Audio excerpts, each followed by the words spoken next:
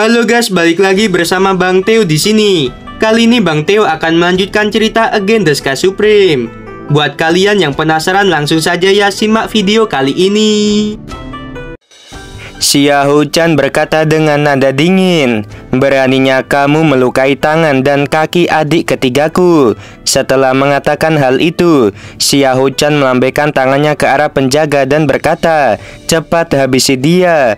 Kecuali 4 penjaga yang membawa sofa, penjaga lainnya tercengang dan masih terdiam. Xiaohuchan berkata lagi, "Apa yang kalian lakukan?" Salah satu penjaga yang berada di ranah hukum abadi tingkat ke-6 berkata, "Tuan muda kedua, jika kita menghabisinya, itu akan melanggar peraturan kota." Xiaohuchan berkata dengan mata muram, "Cepat lawan dia terlebih dahulu." Mendengarkan hal itu, 26 penjaga tiba-tiba berkata serempak, "Baik Tuan muda kedua." Mereka menukik menuju ke arah Tanyun dan Cusia. Tanyun meraih Cusia dan melemparkannya ke dalam paviliun. Tanyun seperti hantu di malam hari. Dia berubah menjadi bayangan. Tanyun berkata, "Karena kalian ingin menghabisiku, maka kalian semua akan mati hari ini." Tanyun mengeluarkan pedang pembantai Dewa Hongmeng, lalu menebas ke arah tenggorokan para penjaga. Segera, aliran darah menodai cahaya bulan. Kelapa yang terpotong jatuh dari langit. Dalam satu napas, 26 penjaga telah dihabisi.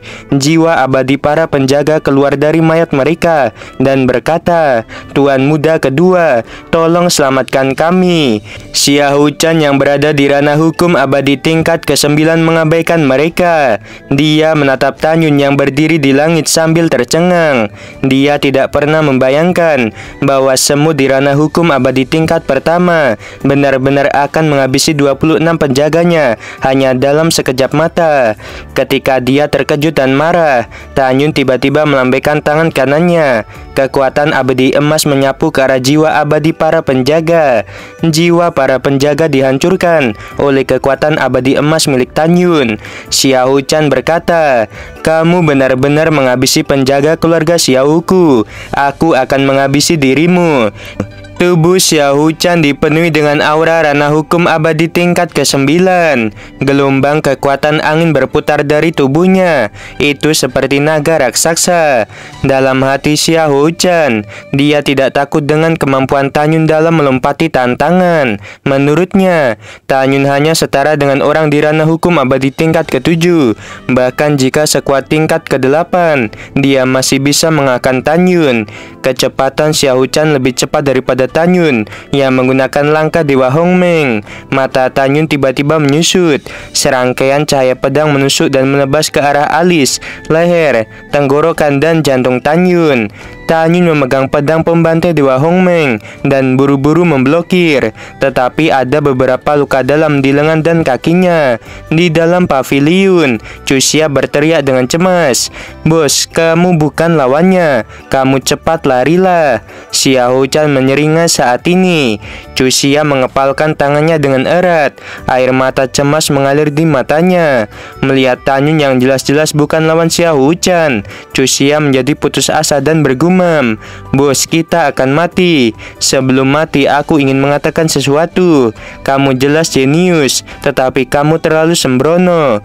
Mendengarkan hal itu, Tanyun yang dipukuli oleh Xiaohuchan berkata melalui transmisi suara, "Jangan sedih. Apakah kamu benar-benar berpikir bahwa bosmu ini tidak bisa melawan musuh di ranah hukum abadi tingkat ke-9?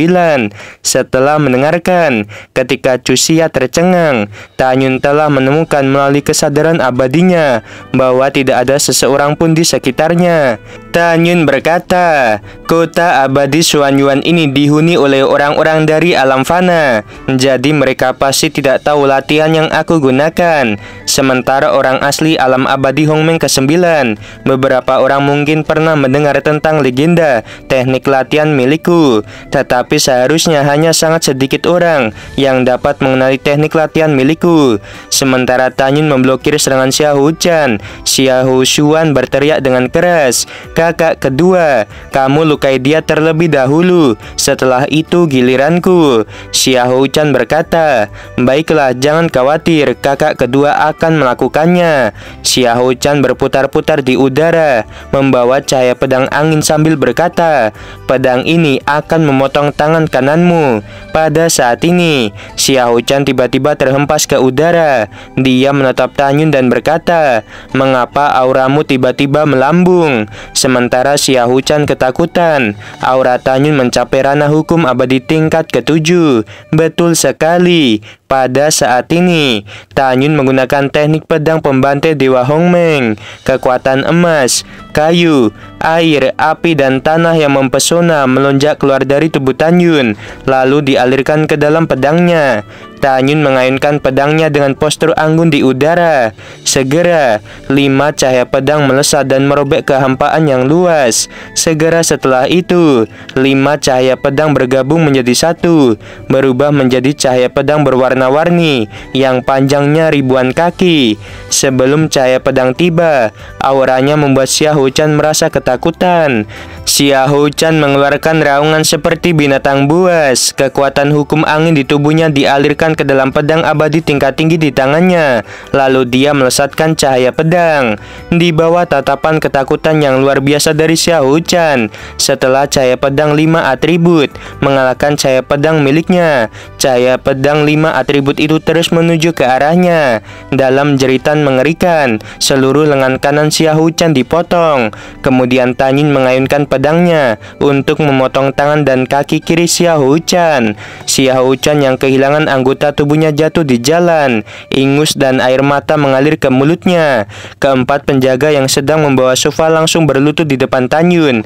Lalu mereka berkata, "Tolong ampuni kami." Saat keempatnya berlutut, sofa yang mereka bawa jatuh ke tanah. Xiahou Xuan berguling dan jatuh ke tanah.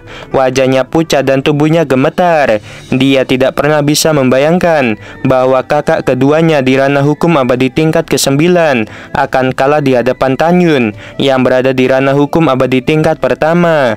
Menahan kepanikan di hatinya, Xiahou Xuan menatap Tanyun dan memohon, "Aku salah, aku benar-benar tahu aku salah. Tolong jangan habisi kakak keduaku. Kamu dapat mengatakan apapun yang kamu inginkan. Selama aku memilikinya, aku akan memberikannya kepadamu. Aku ingat, bukankah kamu kekurangan batu abadi? Aku akan memberimu banyak batu abadi."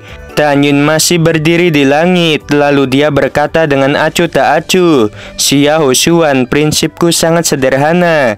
Ketika orang memperlakukanku dengan tulus, aku harus memperlakukan mereka dengan tulus. Jika orang ingin menghabisiku, maka aku harus membiarkan mereka mati.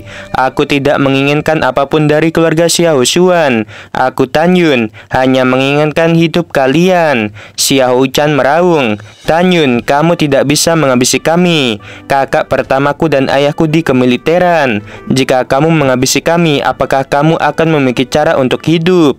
Pada saat ini, Chu Xia melebarkan matanya dan berkata dengan gelisah, "Bos, orang itu memiliki jabatan sebagai pemimpin 1000 abadi.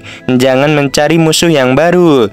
Tanyun berpikir, kemudian berkata dengan sungguh-sungguh, "Kamu harus menggunakan otakmu ketika kamu melakukan sesuatu. Apakah kamu benar-benar berpikir, jika kita membiarkan mereka pergi hari ini, apakah kakak tertua dan ayah mereka akan melepaskan kita?" Mendengarkan hal itu, Chu Xia terdiam. Xiahou Chan berkata, "Tanyun, apakah kamu ingin menghabisi kami semua?" Tanyun melambaikan tangan kanannya. Pedang pembantai Dewa Hongmeng di tangannya menusuk tengkorak Xiahou Chan. Xiahou Xuan menangis tak berdaya saat melihat kakak keduanya dihabisi. Ketika suara retakan tulang yang jelas terdengar, pedang pembantai Dewa Hongmeng menembus tengkorak Xiahou Xuan dan menghabisinya. Pada saat ini, para penjaga toko di sekitar terbang keluar dan muncul di atas kepala Tanyun. Ketika mereka mengetahui bahwa Xiahou Chan dan Xiahou Xuan dihabisi oleh Tanyun, wajah mereka pucat. Mata mereka menunjukkan ketakutan dari lubuk hati mereka. Tanyun perlahan mengangkat kepalanya untuk melihat kerumunan. Lalu dia berkata dengan ringan, "Tuan muda kedua dan ketiga dari keluarga Xiaohu membawa orang untuk menghabisiku, tetapi aku menghabisi mereka terlebih dahulu. Maaf, kejadian ini mempengaruhi istirahat kalian. Jadi ayo kembali ke rumah masing-masing." Setelah berbicara, Tanyun melambaikan tangannya kepada semua orang. Para pemilik toko sering mengangguk dan terbang seperti melarikan diri. Cusia buru-buru berlari keluar dan muncul di samping Tanyun. Tanyun tersenyum sedikit. Api Hongmeng keluar dari telapak tangannya, lalu membakar mayat dan darah di sekitar. Tanyun mengambil langkah di udara dan muncul di samping 4 penjaga yang berlutut di tanah. Tanyun berkata, "Aku tidak sembarangan menghabisi orang jahat yang tidak bersalah. Karena kalian tidak melakukan apapun kepadaku, aku akan melepaskan kalian. Namun, kalian harus menjawab pertanyaanku dengan jujur." Mereka berempat berkata, "Bos Tan, kami akan menjawab dengan jujur." Mata Tanyun berkedip dan berkata, "Seberapa sering tuan muda tertua dan kepala keluarga Xiaohu pulang ke rumah?" Salah satu dari mereka dengan hormat berkata, "Bos Tan, yakinlah, tuan muda tertua dan kepala tidak akan mencarimu dalam jangka pendek." Tanyun berkata, "Mengapa bisa seperti itu?"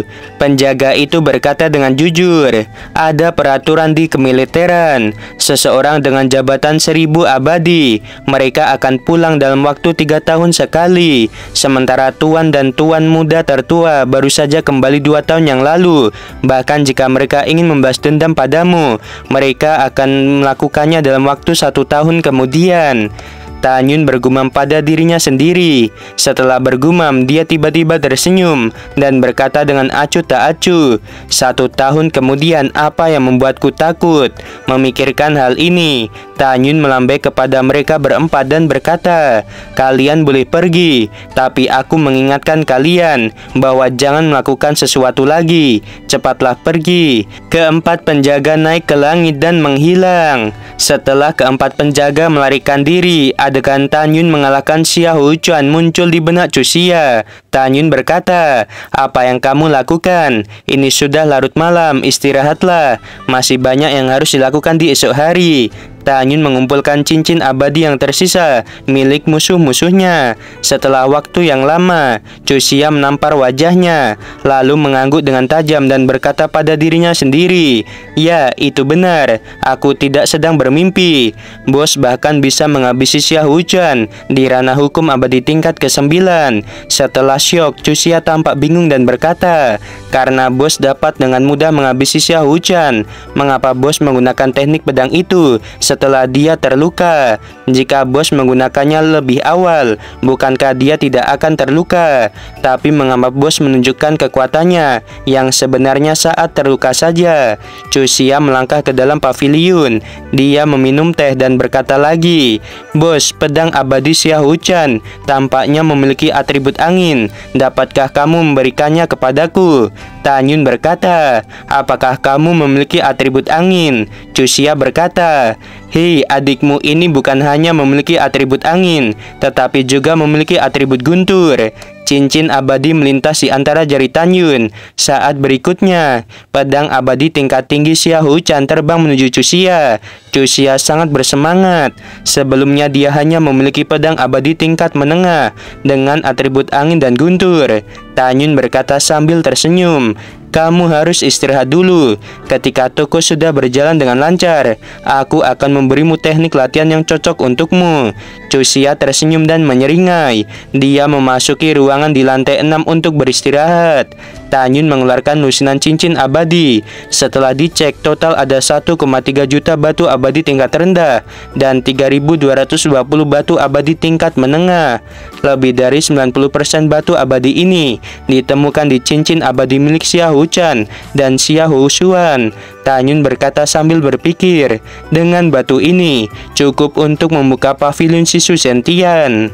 Setelah itu, wajah Tanyun menjadi suram. Dia duduk di kursi dan berkata, "Aku sudah memiliki dua musuh, yaitu Subo Xiangge dan keluarga Xiaohu. Jika aku tidak bisa menghadapi mereka, maka aku tidak pantas untuk membahaskan dendam masa laluku."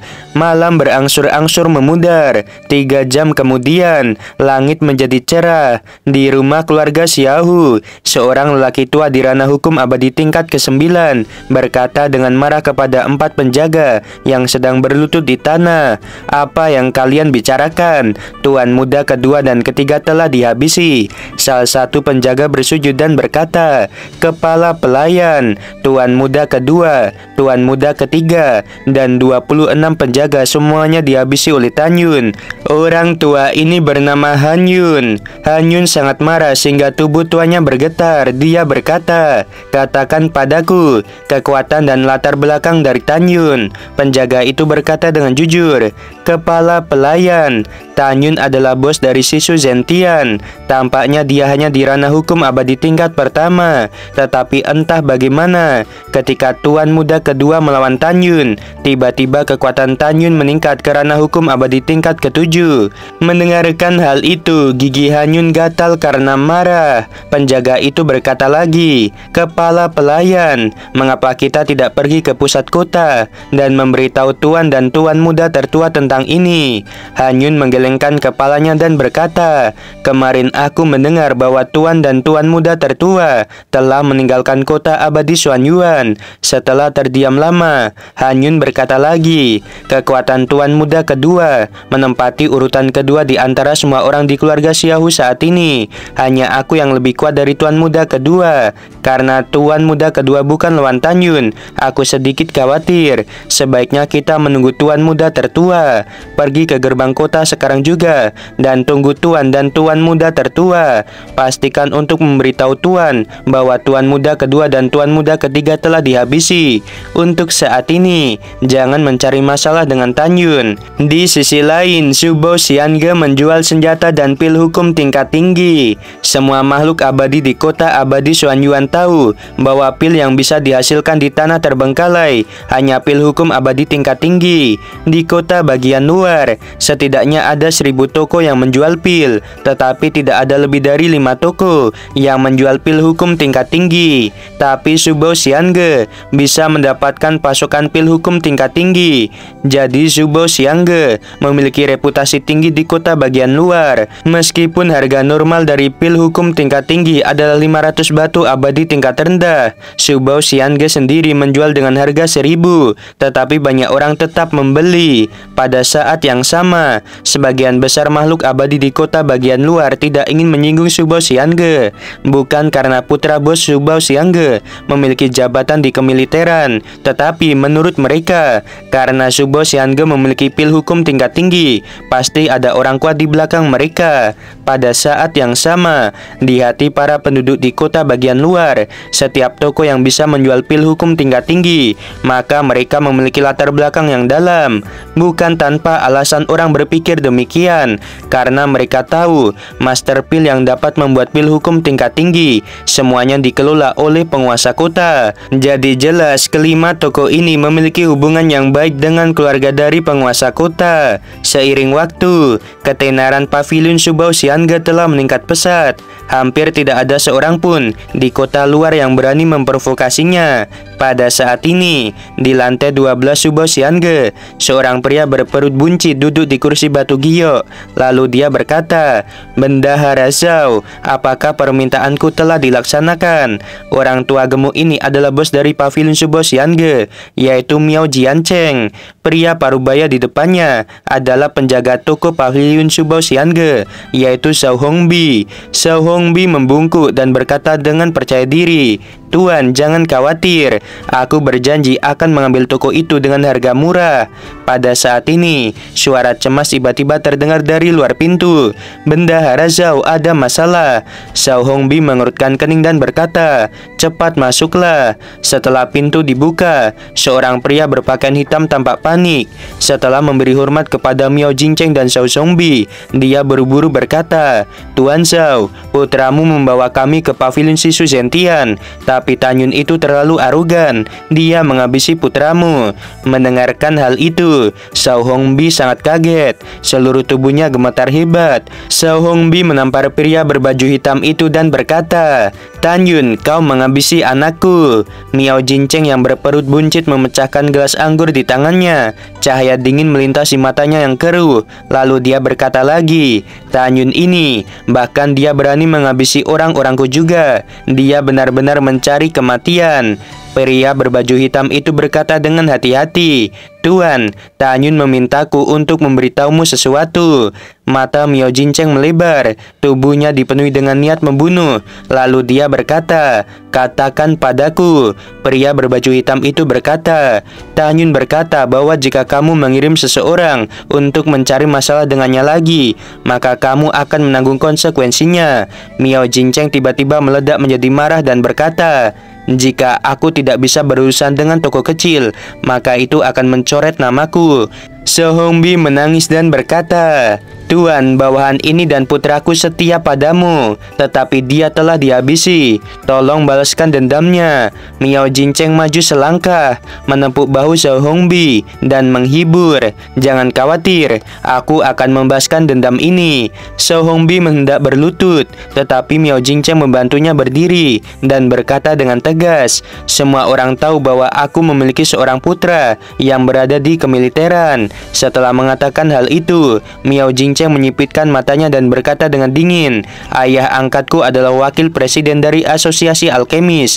Aku mendapatkan dukungan yang kuat." Miao Jincheng melihat ke samping pada pria berbaju hitam. Lalu dia berkata tanpa ragu, "Dengarkan perintahku.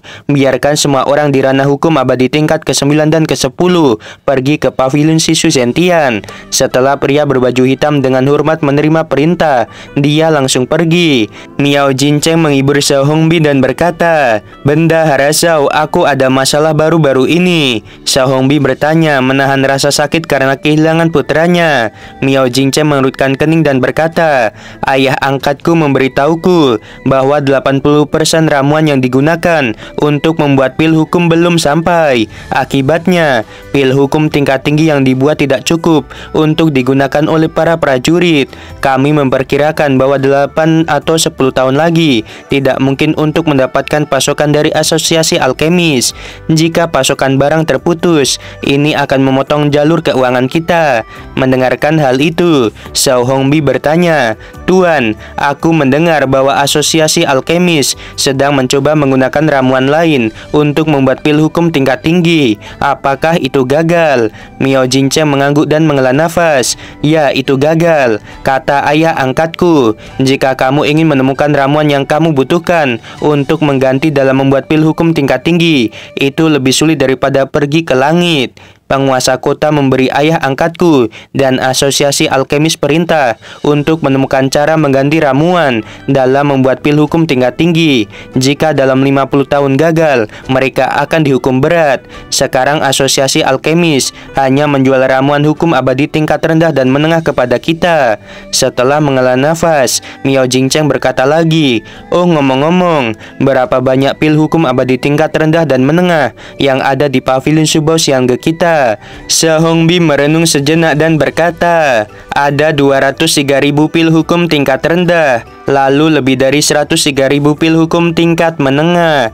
Miao Jincheng berkata, "Bagus, simpan pil itu dan katakan bahwa sudah habis. Setelah toko lain terjual habis, pada saat itu kita akan menjual pil hukum tingkat rendah dan menengah dengan harga yang sangat tinggi." Mata Xiao Hongbi tiba-tiba menyala. Lalu dia berkata, "Tuan memiliki pandangan ke depan. Bawahan ini mengaguminya." Segera Xiao Hongbi mengerutkan kening. Dia berkata lagi, "Tuan, hanya saja ketika kita sementara menyimpan pil, aliran dana kita juga berhenti." Miao Jincheng berkata dengan percaya diri, "Tidak masalah. Ketika seluruh kota bagian luar kehabisan stok pil hukum tingkat rendah, maka kita akan kaya. Baiklah, aku akan pergi ke Asosiasi Alkemis untuk menemui ayah angkatku. Jadi aku akan pergi pergi dulu. Aku turut berduka cita atas kematian anakmu. Orang mati tidak dapat dibangkitkan, jadi jangan terlalu sedih. Setelah Miao Jingcheng meninggalkan pavilion Subo Xiangge, dia memikirkan manfaat yang akan dia dapat dari penimbunan di masa depan. Itu membuat dia merasa segar secara fisik dan mental. Jika dia mengetahui bahwa dalam waktu dekat, ketika pavilion Sisu Sentian milik Tanyun menjual pil hukum tingkat tinggi, mungkin perasaannya akan sangat kacau. Pada saat yang sama di luar paviliun, Tanyun dan Cusia berdiri berdampingan. Karena toko mereka berada di ujung jalan terdalam di kota bagian luar, hanya ada 2-3 pejalan kaki yang melintas di sana. Cusia berkata dengan sedih, "Bos, sungguh menyebalkan. Di sini sangat sepi, tetapi harga sewa tokonya mencapai 1 juta batu abadi tingkat rendah." Tanyun berkata dengan acuh tak acuh, "Memang ada sedikit orang untuk saat ini, tetapi aku percaya bahwa suatu hari nanti di sini akan sangat ramai karena mereka ingin membeli sesuatu di toko kita." Cusia bertanya, "Pil apa yang akan kita jual di masa depan?" Tanyun tersenyum dan berkata, "Pil hukum tingkat tinggi." Cusia melompat kaget dan berkata, "Bos, jangan bercanda. Aku telah mendengar bahwa di pasar kita ada ribuan toko yang menjual pil hukum abadi. Tapi tahukah kamu, hanya 5 toko yang menjual pil hukum tingkat atas atau tingkat tinggi. Sebagian besar sisanya menjual pil hukum tingkat rendah. Aku juga mendengar bahwa di seluruh tanah terbengkalai, susah menemukan bahan ramuan untuk membuat pil hukum tingkat tinggi." Mendengarkan hal itu, Tanyun menggelengkan kepalanya dan berkata, "Dasar bodoh." Tanyun menemukan dari daftar ramuan yang tadi malam Cusia berikan. Dari sana Tanyun melihat bisa membuat pil hukum tingkat tinggi. Ketika Cusia ingin mengatakan sesuatu, Tanyun menyela, "Ikuti aku." Setelah setengah jam, di seberang jalan kantor pusat toko, Tanyun dan Cusia berdiri di udara. Jalan di bawah Tanyun sangat padat sehingga hampir tidak bisa dilewati. Tanyun menarik napas dalam-dalam dan menatap kerumunan orang. Lalu dia berteriak, "Semua orang, aku Tanyun adalah bos dari pavilion Sisu Zentian. Hari ini aku telah membawa kabar baik kepada semua senior yang kekurangan batu abadi." Sebagian besar dari jutaan orang di ranah hukum abadi naik ke udara. Mereka melayang dan menatap Tanyun. Beberapa orang tertawa dan mengabaikannya. Namun, ketika kata-kata Tanyun berikutnya memasuki telinga mereka, mereka semua tercengang. Ekspresi kegembiraan tampak di wajah mereka. Pada saat ini, suara tulus Tanyun terdengar lagi. "Semuanya, aku ingin 32 jenis batu pemurnian dan 1.600 jenis ramuan. Adapun harganya, aku beli 3 kali lipat dari harga pasar." Begitu kata-kata itu terdengar, ada keributan. "Bos Tan, beritahu kami dengan cepat, 32 jenis batu pemurnian apa yang kamu butuhkan, dan 1.600 jenis ramuan yang mana, karena kamu berani membelinya dengan harga 3 kali lipat. Mungkinkah batu pemurnian dan ramuan itu sangat langka?" Mendengarkan hal itu, Tanyun berkata dengan keras, "Semuanya harap diam, tolong dengarkan apa yang aku katakan. Ramuan dan batu pemurnian yang aku maksud tidak sulit ditemukan di ngarai, lembah, tepi danau, hutan, dan dataran di luar kota. Ya, agar tidak membuang terlalu banyak waktu kalian, aku telah menuliskan mereka di slip batu gio. Tolong lepaskan kesadaran abadi kalian untuk melihatnya." Setelah berbicara, Tanyun melambaikan tangan kanannya. Sebuah slip batu gio terbang keluar dari cincin abadi dan tergantung di atas kepala Tanyun. Dalam sekejap, kesadaran abadi yang tak terlihat menembus kehampaan dan mengalir ke dalam slip batu gio. Setelah semua orang menonton, mereka semua bersemangat karena Tanyun tidak menipu mereka. Tanyun berkata, "Semua orang, siapa yang dapat menemukan 3 jenis batu pemurnian yang langka, aku akan memberikan 10 kali lipat dari harga pasar. Di antara 1.600 jenis ramuan, ada 135 jenis yang relatif sulit ditemukan, dan aku juga akan membayar 10 kali lipat harganya." Semua orang bertanya, "Apakah kamu punya cukup dana untuk membeli batu pemurnian dan ramuan dengan harga tinggi?" Tanyun tersenyum dan berkata, "Jangan khawatir, aku memilikinya." Mendengarkan hal itu, semua orang tertawa dan berkata, "Bos Tan murah hati, kami akan mencarinya." Tanyun berkata, "Aku akan membayar kalian secara bulanan." Segera ada ejekan dari kerumunan. "Tanyun, apakah kamu bercanda? Aku sudah hidup begitu lama, tidak ada pembayaran secara bulanan." "Itu benar. Setelah waktu yang lama aku mendengarkan omong kosong darimu. Kamu benar-benar pantas dipukul." Tanyun tidak marah, dia berkata dengan tulus, "Jika kalian percaya padaku, maka pergilah untuk mengumpulkan batu pemurnian dan ramuan." Setelah mendengarkannya, hanya ada 2.000 orang yang masih berminat. Pada saat ini, seorang pemuda yang kokoh mengepalkan tangannya dan berkata, "Bostan, pertama kali aku melihatmu, aku pikir kamu bukan orang yang berbahaya. Aku percaya padamu. Kami juga percaya padamu." Yang lain juga bergabung. Mereka telah diam-diam mentransmisikan suara. Jika Tanyun berbohong, mereka akan mencabik-cabik Tanyun hidup-hidup. Tanyun mengepalkan tangannya dan berkata, "Terima kasih atas kepercayaan kalian." Pada saat ini, salah satu pria parubaya pendek ingin menguji Tanyun dan berkata, "Bostan, karena kami setuju untuk membayar gaji bulanan, apakah kamu ingin membayar deposit di muka?" Begitu kata-kata itu terdengar, mata lebih dari 2.000 orang menyala. Itu ide yang sangat bagus. Tepat ketika semua orang berpikir bahwa Tanyun akan menolak karena berbagai alasan, sesuatu yang tidak terduga terjadi pada mereka. Tanyun berkata dengan riang, "Baiklah, tidak masalah. Karena kalian mau mempercayai diriku, maka aku secara alami mau mempercayai kalian. Katakan padaku, berapa banyak deposit yang kalian inginkan?" Pria parubaya pendek itu berkata dengan menahan diri, 1 juta batu abadi tingkat rendah. Tepat ketika semua orang berpikir bahwa Tanyun akan menawar, tetapi Tanyun berkata, "Baiklah, aku justru akan memberikan kalian 1,5 juta." Waktunya Saweria dari Kak Lala buat kopi Min. Siap, terima kasih banyak ya. Dari Bang Rizky juga nih. Semangat Min bikin kontennya, gue selalu nunggu Tanyun. Oke lah guys, next Mimin usahakan lebih rajin uploadnya ya karena capek aja guys jadinya jarang buat ya. Ya semoga aja ada waktu luang banyak di next ya. Sebelum video berakhir, Mimin mau bilang sungguh membagongkan. Terima kasih.